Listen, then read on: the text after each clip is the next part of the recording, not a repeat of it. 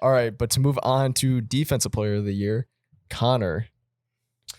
So I love defensive players. Damn, this is crazy. And I love voting on the defensive player awards. I've been doing it for the last couple of years, just like tons of future bets.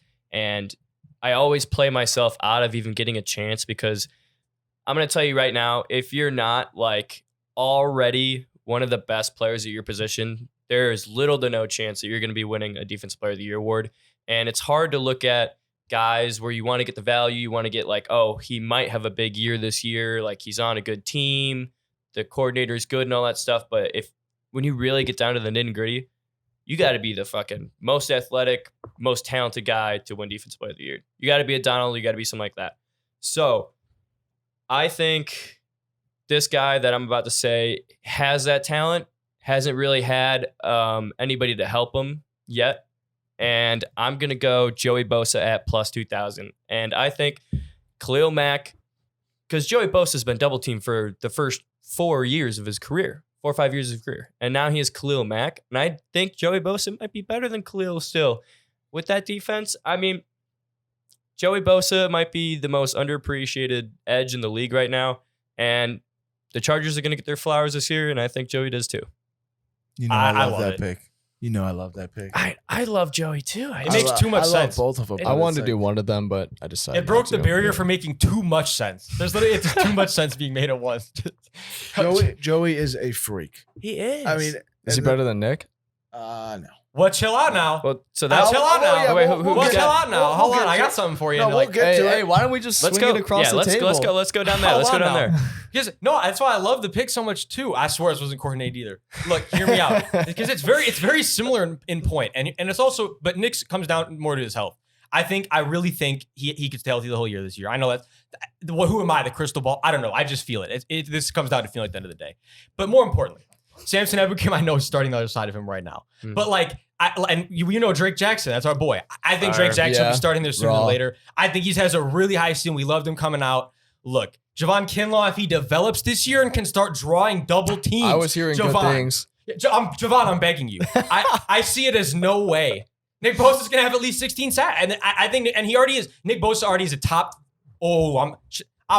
3 bag of moves in the league. Top 3 bag, top 5 bag easily. So it's like, if he just stays healthy, and Javon Kinlaw, I'm putting a lot on Javon. I'm putting a lot on Javon here. I've been but hearing if Javon really good can things. really do his job, Nick Bosa is gonna have just a season where we're gonna look back and be like, yeah, that was like, yeah, this was. I mean, he could have multiple, but this is gonna be like, this is where he really started, and he's already been amazing. But you know, this is the arc of the Hall of Fame career that we're expecting out of Nick Bosa, where it really starts just flying forward. I was gonna go Nick, but I decided against went Joey. So we're both thinking the same thing. The bloodline was there.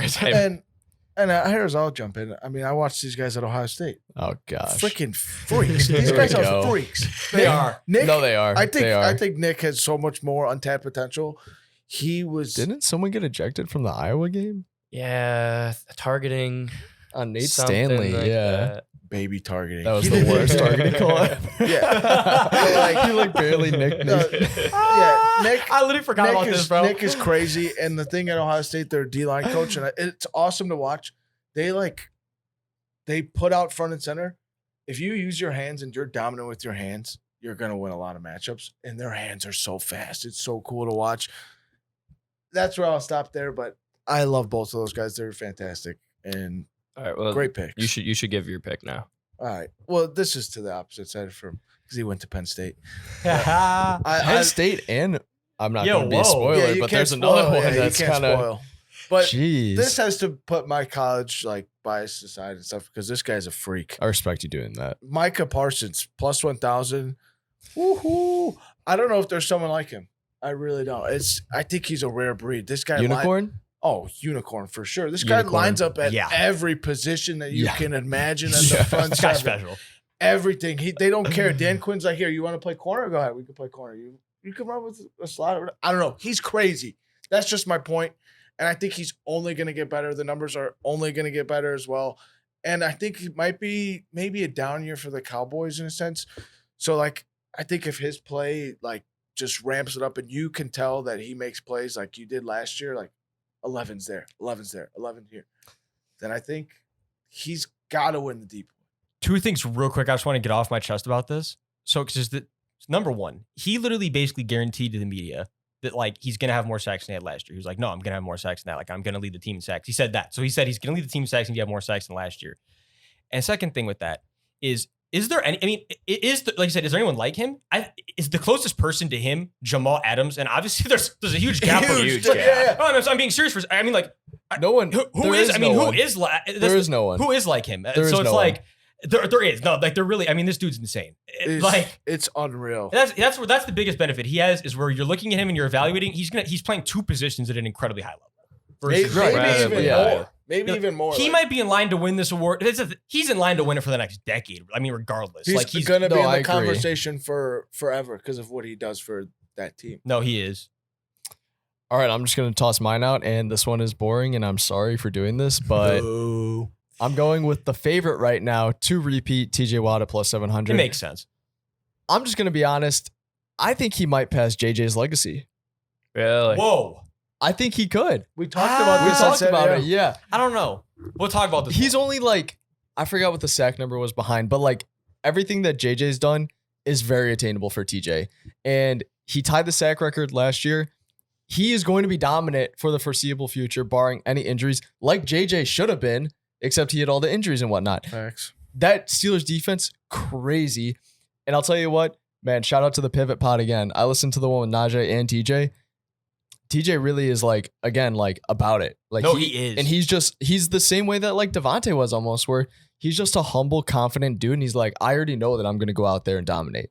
No, like that's just what it is. That's a crazy mentality. Like I just think that, I think, am I crazy for saying that? I don't know. I don't think it's crazy. I think that there's one keen difference between the two of them. Well, no, go first, bro, because I don't want to interrupt. I think I could spot your difference, maybe. JJ was more of a game wrecker. And that JJ was like more of a game wrecker. Maybe but overall strength, too, obviously. For me, it's strength of the D line that they're on. And you know, we look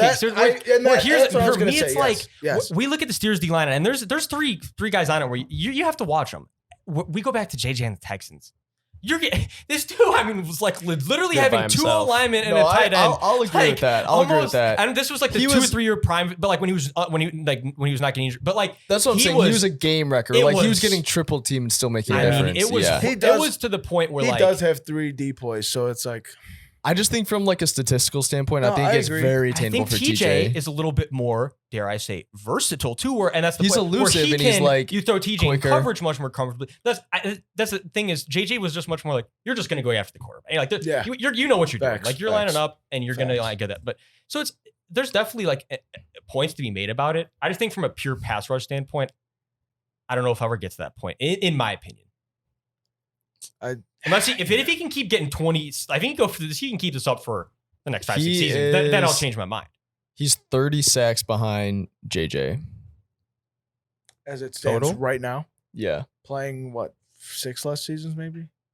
TJ has I don't know how you want to call it full seasons 5. too. Yeah, like, that's true. You'd have to. But JJ's been in the league for like 10 now. Okay. Yeah, 10. Yeah. So. Still got a whole lot to go. Yeah. I don't know. I think it's very possible for him to repeat as the award winner. Oh, definitely. And this is back to your point. It'll be interesting to see like when Cam Hayward goes. Yeah. And other guys go. Mm-hmm. See if that production stays the same because obviously like Cam Hayward's been one of the most underrated tackles. Yeah, is he the most underrated player in the league? I mean, he might be. Yeah, he's up there. So it's like he's just a quiet dude. Yeah, he's a dirty worker for that team. So it's like maybe you'll see it kind of slip a little bit. So I don't know.